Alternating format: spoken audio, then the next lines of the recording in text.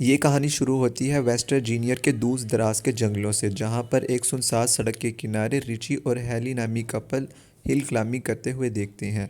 और जैसे ही रिची ऊपर चढ़ता है, इसके सामने एक गंदे पानी की नदी होती है।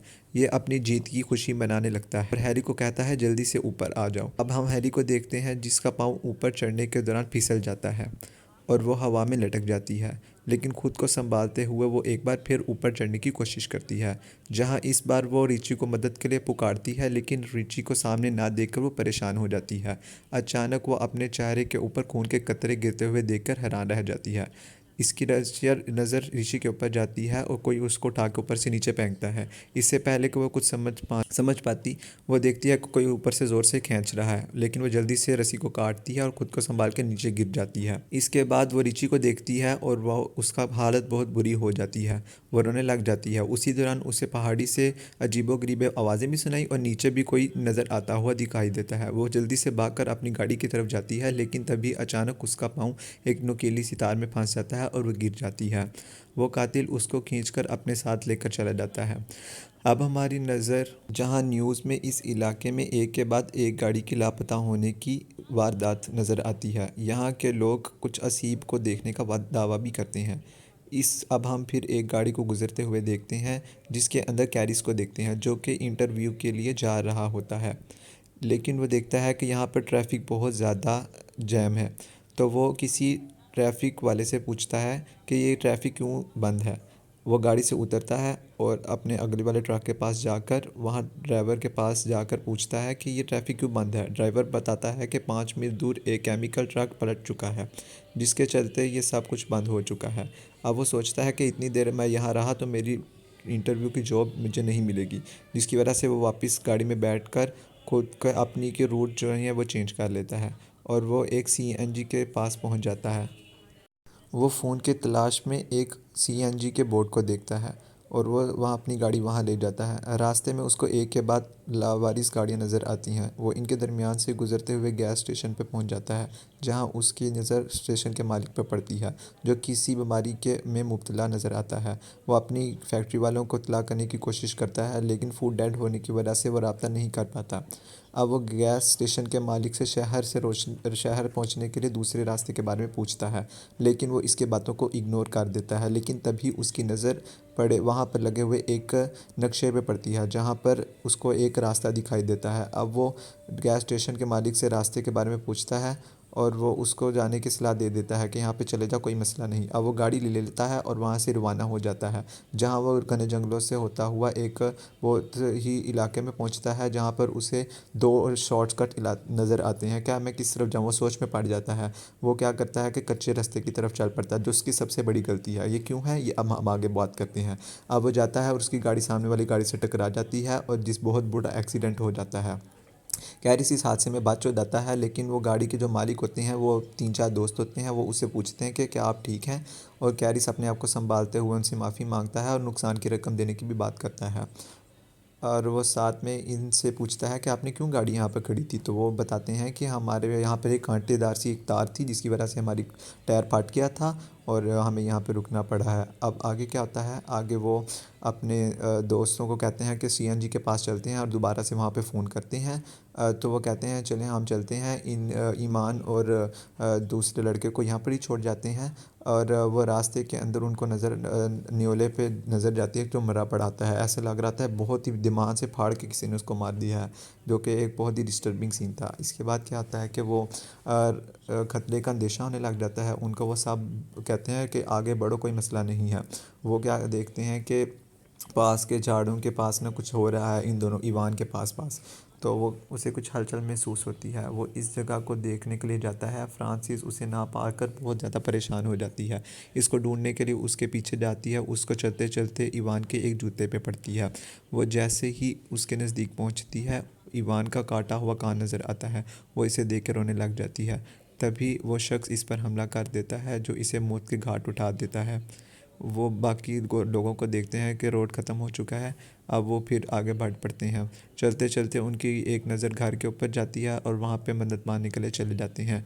वो कैरिस की सारी गाड़ियों को देख के परेशान हो जाते हैं कि यहाँ पर कोई ख़तरनाक काम हो रहा है। वो गाड़ी का दरवाज़ा खटखटाते हैं, कोई नहीं होता और उनको उसी वक्त पता चल जाता है यहाँ कोई नहीं। वो घर के अंदर आ जाता है, जो उनकी सबसे बड़ी गलती है।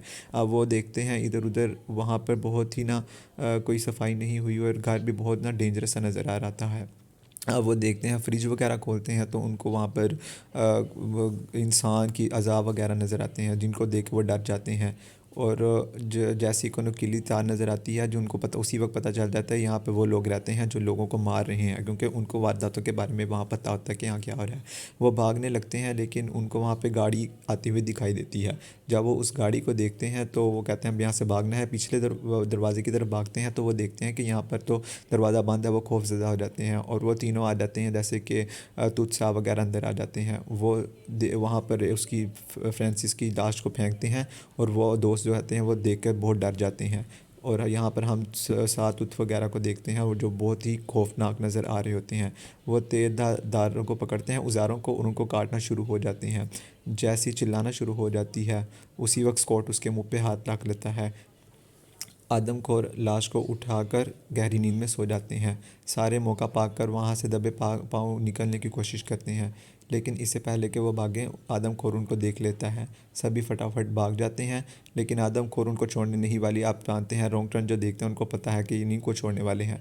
तो वो फटाफट से अपनी गाड़ी लेकर वहाँ जा रहे होते हैं, लेकिन कैरिस उनकी गाड़ी को चलाने का प्लान करता है। वो चिल्ला के दूसरी तरफ भागता है, लेकिन वो उसके ऊपर गोली चला देता है। उनका निशाना पता है कितना टाइट होता है, आपको पता है। आप जो लोग रॉन्ग टर्न देते हैं वो सब कुछ जानते हैं। स्कॉट भी दूसरी तरफ भागता है, लेकिन जो स्कॉट होता है वो भी, वो जो होता है ट्रक की तरफ देख के उसकी तरफ भागने लग जाता है, लेकिन वो उसको तीर मारता है, उसके सीने के आगे पार हो जाता है। और वो जो तीन बचते हैं वो अपनी जो जान बचा के भागने लगते हैं। और क्योंकि उनका ट्रक ख़राब हो गया है तो वो पैदल चलने की तैयारी कर रहे हैं। अब बहुत ज़्यादा रात हो जाती है और वो शिकार पर निकल पड़ते हैं उनको मारने के लिए। दूसरी तरफ वो थक कर एक जगह पर आराम करने का सोचते हैं, लेकिन कार्ली ऊपर की तरफ इशारा करती है। जैसे ही वो ऊपर देखते हैं उनको एक वॉच टावर नज़र आता है। वो बहुत खुश होते हैं, क्या पता हम बच जाएंगे, और वो जल्दी जल्दी से ऊपर चढ़ जाते हैं। ऊपर चढ़ कर वो देखते हैं उनको एक फ़र्स्ट एड किट मिलती है, और साथ में ही उनको एक रेडियो भी मिलता है। वो थोड़ा सा खुश हो जाते हैं कि शायद हमें कोई मदद मिल जाए। वो जल्दी से मरहम पट्टी वगैरह करते हैं, उसके बाद रेडियो में मदद मांगती हैं। लेकिन कैरिस को नीचे आवाज़ें कुछ सुनाई देने लगती हैं। वो जब देखता है तो उनको वही तीनों नज़र आ जाते हैं, लेकिन वो चुप करके ना बैठ जाते हैं। लेकिन वो जो तीनों होते हैं ना, वो आदम को वो ऊपर चढ़ने लग जाते हैं, और उनको वो जल्दी से ना ऊपर चीज़ें रख देते हैं ताकि कोई ऊपर ना आ जाए। लेकिन वो देखते हैं कि वो तो वहाँ से जा रहे हैं, उनकी जान के अंदर जान आ जाती है। लेकिन थोड़ी देर बाद वहाँ पर रेडियो की जो आवाज़ होती है वो आ जाती है, और आदमखोरों को पता चल जाता है ये ऊपर है। वो वहाँ पर आग लगा देते हैं, और जब वो खुद को जलता हुआ देखते हैं तो वो फटाफट से एक बस्के की मदद से वो खिड़की को तोड़ती है और वहाँ बाहर आने की कोशिश करती है। अब वो देखते हैं कि बाहर कैसे हैं, तो वहाँ दरख्त होते हैं। वो सोचते हैं इनके ऊपर छलांग मार के भाग जाएंगे, लेकिन उनको क्या पता जो नीचे खड़े आदमखोर हैं वो ऊपर भी चढ़ सकते हैं। तो इसीलिए वो फटाफट से वो छलांग मार देते हैं दरख्तों के ऊपर। लेकिन वो तीनों भाई वो दूसरे से तीसरे दरख्त के ऊपर चढ़ना शुरू हो जाते हैं, और वो आपस में उनको पकड़ने की कोशिश कर रहे होते हैं कि जल्दी से हम उनको पकड़ के मार देंगे। लेकिन वो मौका पाकर उसकी जो होता है मुंह के अंदर को लाड़ी मारता है और उसको मार देता है जान से। अब कैरिस खुद को संभालते हुए, कैरिस को एक गाड़ी का शोर सुनाई देता है। वो देखता है कि ये पुलिस की जीप है। वो बहुत खुश होता है, भागते हुए उस गाड़ी को रोकता है। जैसे ही पुलिस बाहर आती है तो पुलिस क्या कर सकती है, वो उसी वक्त तो वो तीर मारते हैं पुलिस को भी और उसको भी मार देते हैं। अब वो आदमखोर कैरिस को मारने के लिए आता है। कैरिस फटाफट से कार के गाड़ी के नीचे छुप जाता है। आदमखोर जब उसको देखने के लिए नीचे झुकता है, लेकिन वहाँ कैरिस नहीं होता। वो हैरान रह जाता है। अब हम इस घर को देखते हैं जहाँ इन आदमखोरी ने जैसी को बांधा हुआ था। जैसे ही वन आई वहाँ पर आता है, जैसी को मारने लगता है, उसी वक्त क्रिस जो होता है वो गाड़ी को लेकर पुलिस की आ जाता है वहाँ पर। और वो वन आई वहाँ पर देखता है कोई आ रहा है, तो वो हमला लेकर गाड़ी लेकर ही उसको कुचल देता है। गाड़ी को उतरता है और वो जो दूसरा बचाता है वन, उसको भी उस पे पर हमला करके उसको भी मार डालता है। वो कैरिस जैसी को बचाने की कोशिश कर रहा होता है, लेकिन पीछे से वो आदमखोर जो तीसरा है वो जल्दी से उसके ऊपर हमला कर देता है। कैरिस को मरता देखकर जैसी पास रखे हुए एक तीर की मदद से उसको भी मार डालती है। अब तीनों मर चुके हैं, वो जल्दी से घर से बाहर निकलते हैं। कैरिस कहता है अगर ये बच गया तो फिर क्या होगा। तो वो पेट्रोल पम्प के ऊपर निशाना बना के गाड़ी के वो वहाँ पर बंदूक चला देता है, जिसकी वजह से एक बहुत बड़ा ब्लास्ट होता है और सारी तबाह बर्बाद हो जाता है। अब यहाँ से वो ट्रक के ज़रिए गैस स्टेशन तक पहुँच चुकते हैं, और ट्रक को अपनी तरफ आता देख के जो होता है वो डायरेक्ट दरवाज़ा बंद कर देता है स्टेशन का मालिक। कैरिस फटाफट से नक्शे का वो उतारता है ताकि किसी और का नुकसान ना हो, और वहाँ पर मूवी एंड हो जाती है। प्लीज़ हमारे चैनल को सब्सक्राइब करें, हम बहुत ज़्यादा मेहनत कर रहे हैं आज सिर्फ आपके लिए, ताकि आपको एक अच्छा रिव्यू मिल सके मूवी का। Thank you for your service.